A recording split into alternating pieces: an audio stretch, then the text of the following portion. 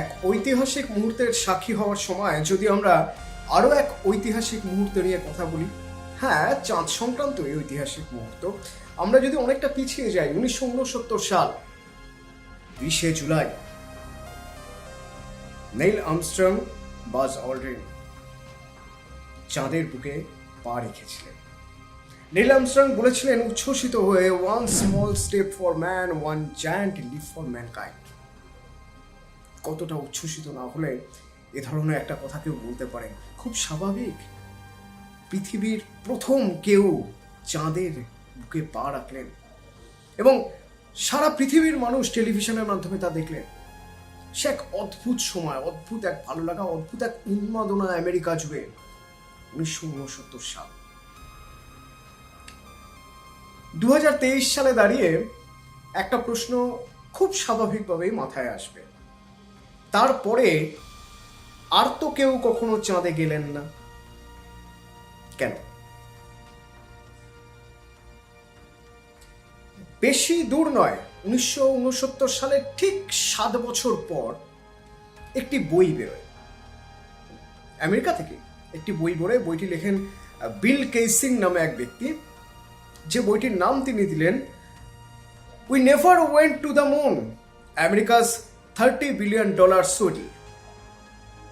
তার মানে আমরা কখনো চাঁদে যাইনি, চাঁদের বুকে পা রাখেননি কোনো মানুষ, এও সম্ভব। তিনি কিন্তু তার যুক্তির সপক্ষে বেশ কিছু ছবি তুলে ধরলেন, বেশ কিছু এমন যুক্তি তৈরি করলেন যে যুক্তি খণ্ডানো সম্ভব হচ্ছিল না, এবং একটি সোসাইটি তৈরি হয়ে গেল যে সোসাইটি মুন হোক্স থিওরিতে বিশ্বাস করে, অর্থাৎ চাঁদে মানুষ পৌঁছেছে এটা বিশ্বাস করেন না এই কমিউনিটির মানুষ। এবং তারা তাদের মতো করে অনেক যুক্তি সাজাতে শুরু করলেন, অনেক লজিক দেখালেন। যে লজিকগুলো ঠিক না ভুল সে সময়ের সঙ্গে সঙ্গে এখনো পর্যন্ত তা নিয়ে তর্ক চলছে। যেমন যদি আমরা সেই চাঁদে পৌঁছানোর ছবি তো দেখেছি নীল আর্মস্ট্রংয়ের, সেই ছবিগুলো থেকে টুকরো টুকরো দু একটা বিষয় যদি তুলে ধরতে যাই, যেমন প্রথম ছবি, যে ছবিতে দেখা যাচ্ছে ইউনাইটেড স্টেটস অফ আমেরিকার পতাকা চাঁদে উঠছে, যে পতাকা নীল আর্মস্ট্রং লাগিয়ে দিয়েছেন সেই পতাকা উঠছে। পতাকা উড়ছে, পতাকা উড়ছে কিভাবে? অথচ ছবিটা ভালো করে দেখো, পতাকা উড়লে যেরকম পতাকা একটা ওয়েভ তৈরি হয়, ঢেউ খেলানো একটা দ্বিমাত্রিক ছবি, ঠিক সেরকম একটা অবয়ব আপনিও তো দেখতে পাচ্ছেন। তো পতাকা উড়ছে কি করে? চাঁদে তো হাওয়া নেই, বাতাস নেই, তাহলে পতাকা উড়ছে কিভাবে? যারা এই মুন হোক্স থিওরিতে বিশ্বাস করেন তারা এই প্রশ্ন তুলতে শুরু করলেন। আরও একটি ছবি দেখাই আপনাদের, দেখুন ভালো করে এই ছবিটি। রাতের আকাশ নিকষ কালো, ফুটফুটে তারা থাকার কথা তো, চাঁদ থেকে তারা দেখা যাবে না কেন? না দেখা যাওয়ার কি কারণ থাকতে পারে? চাঁদ থেকে যে ছবি তাতে শুধু সাদা আর কালোর আধিক্য, অর্থাৎ প্রচুর আলো আর নিকষ কালো অন্ধকার। তারা কোথাও নেই, কেন নেই? প্রশ্ন তুলতে শুরু করলেন কিছু মানুষ।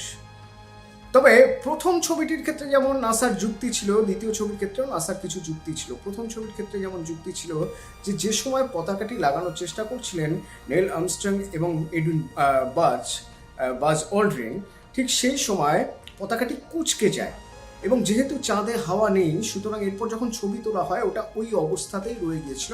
হাওয়াতেই তো সোজা হয়ে যায় কুঁচকে যাওয়া পতাকা, তো যেহেতু হাওয়া নেই সেজন্য ওই অবস্থায় ছিল। আর এটির ক্ষেত্রেও, অর্থাৎ এই দ্বিতীয় ছবি যেখানে আকাশে কোনো তারা নেই, সেক্ষেত্রেও নাসার যুক্তি ছিল যে যেহেতু সূর্যের আলো চাঁদে পড়ে প্রতিফলিত হয়ে পৃথিবীতে আসে, সেখানে ঔজ্জ্বল্য এত বেশি আলোর যে সেই ঔজ্জ্বল্যে শুধুমাত্র দ্বিমাত্রিক রং, অর্থাৎ সাদার বদলে বা প্রচণ্ড আলোর বদলে নিকষ কালো বা অন্ধকারই দেখা যায়। আর সেই জন্য ওই ঔজ্জ্বল্যে তারাগুলো গেছে হারিয়ে, বা তারার জ্বলে ওঠা বা তারার আলো গেছে হারিয়ে। আসুন আরেকটা ছবি দেখাই, 3 নম্বর ছবি। যে ছবিতে দেখা যাচ্ছে যে ওই যে লুনার মডিউল, যে লুনার মডিউলে করে নীল আর্মস্ট্রং বাজ অলড্রিন নেমেছিলেন, সেই লুনার মডিউলটি দাঁড়িয়ে রয়েছে, তার একটি ক্লোজ ছবি আপনাদের দেখাচ্ছি। এই ছবিতে একটা জিনিস ভালো করে দেখুন তো, যখন কোনো এই ধরনের স্পেসশিপ সেগুলো ল্যান্ড করে, জ্বালানি যে জায়গায় ল্যান্ড করে সেই জায়গায় একটা এক্সপ্লোশনের মতো পরিস্থিতি তৈরি করে। সেই জায়গায় অনেকটা পুড়ে গিয়ে একটা দাগ হতে পারে, ঝলসে যেতে পারে, একটা গর্তও হয়ে যেতে পারে অভিঘাতে। কিন্তু এই জায়গাটা প্লেন ফ্ল্যাট, পুরো কোনো রকম কোনো চিহ্ন দেখা যাচ্ছে না। ঠিক যেন মনে হচ্ছে কেউ একটা ধরে এনে জাস্ট একটা ওখানে মডিউলটাকে, লুনার মডিউলটাকে দাঁড় করিয়ে দিয়েছে। আর সেই জন্যই লুনার মডিউল যে অত উপর থেকে, হ্যাঁ, সব রকম আকর্ষণ ভেঙে চুড়ে তারপরে এসে পড়লো, হ্যাঁ, এবং এতটা একটা অভিঘাত তৈরি হলো, সেই অভিঘাতের কোনো চিহ্নই পাওয়া যাচ্ছে না। কি করে সম্ভব? প্রশ্ন তুলছেন অনেকেই। এবং অন্যান্য ছবির মতো এই প্রশ্নের ক্ষেত্রেও যুক্তি রয়েছে নাসার কাছে। সে যুক্তিও রয়েছে, তার কাউন্টার যুক্তিও রয়েছে। আরও একটা ছবি দেখুন আপনারা। সবাই এই ছবি দেখে জিজ্ঞেস করছেন যে এই যে মানুষের পায়ের ছাপ চাঁদে, এ তো ঐতিহাসিক ছবি বলা হচ্ছে, মানুষ যে কতটা এগিয়ে গিয়েছে তার চিহ্ন হিসেবে, প্রতীক হিসেবে এই ছবির কথা বলা হয়। কিন্তু চাঁদে তো আর্দ্রতাই নেই, তাহলে পায়ের ছাপ পড়ে কি করে? এখানে নাসার যুক্তি আছে অবশ্য, যে যে সারফেস চাঁদে রয়েছে সেই সারফেস এতটাই নরম, সেখানে আর্দ্রতা না থাকলেও সেখানে একটা ইমপ্রেশন তৈরি হয়ে যায়। আর ইমপ্রেশন তৈরি হয়ে যায় বলেই যখনই কোনো ভারী কিছুর অভিঘাত সেখানে হচ্ছে, তখন ওই ইমপ্রেশনটা থেকে যায় এবং দিনের পর দিন, বছরের পর বছর থেকেই যাবে। তার কারণ ওই যে চাঁদে বাতাস নেই। সুতরাং এর পরবর্তীতেও যদি কেউ কখনো চাঁদে যান, তাহলে ওই পায়ের ছাপ সেখানে পাওয়া যাবে। নাসার দাবিতেও সেরকম। কিন্তু এখানে এই যে ভক্স থিওরি যারা বলছেন, তারা বলছেন যে এই সবই ক্যামেরার কারচুপি, এই সবই নাকি স্টুডিওয়ে করা হয়েছে, এই সবই নাকি মানুষকে বোকা বানানোর জন্য করা হয়েছে। আচ্ছা, কেন বোকা বানাবে বলুন তো? সেটাও একটা বড় প্রশ্ন। মনে রাখতে হবে 1969 সাল, এই 69 সাল পর্যন্ত মহাকাশে একচেটিয়াভাবে রাজ করে এসেছে সোভিয়েত রাশিয়া। অর্থাৎ প্রথম মহাকাশচারীকে ছেড়ে দিন, প্রথম মহাকাশে কোনো প্রাণ বা প্রাণী পাঠালো কারা? সোভিয়েত রাশিয়া, কুকুর লাইকা। প্রথম মহাকাশচারী ইউরি গ্যাগারিন, সোভিয়েত রাশিয়া। এইরকম একটা জায়গায় দাঁড়িয়ে এরপরে যখন রাশিয়া প্রথম মহিলা মহাকাশচারীও পাঠিয়ে দিল ভ্যালেন্তিনা তেরেস্কোভাকে, তখন আমেরিকাকে তো কিছু করে দেখাতে হবে। কোল্ড ওয়ার, ঠান্ডা যুদ্ধ, দুই পরম শক্তিধর দেশের মধ্যে যে যুদ্ধ, যে লড়াই, সেই লড়াইয়ে আমেরিকা কি করে পিছিয়ে থাকে। তাই আমেরিকাকে এটা দেখাতে হবে যে ভাই, তোমরা মহাকাশে পৌঁছে গেছো, আমরা কিন্তু চাঁদে পৌঁছে গিয়েছি। সেই জন্যই কি চাঁদে পাঠানোর তোড়জোড়, সেই জন্যই কি সত্যি চাঁদের মাটিতে বা চাঁদের বুকে নামা সম্ভব না হলেও চাঁদে আমেরিকা কবজা করেছে এটা দেখানোর জন্য এই এত কিছু নাটক তৈরি। এক শ্রেণীর মানুষ এখনো এ নিয়ে তর্ক করেন, এখনো এ কথাই বিশ্বাস করেন।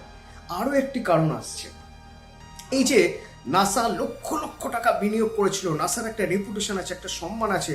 অন্তত একবার চাঁদে যদি কাউকে না পাঠানো যায়, তাহলে রাশিয়ার কাছে তো একেবারে চুনকালি পড়ে যাবে মুখে। সেই জন্যই কি এই ফক্স থিওরি তৈরি করা হয়েছিল।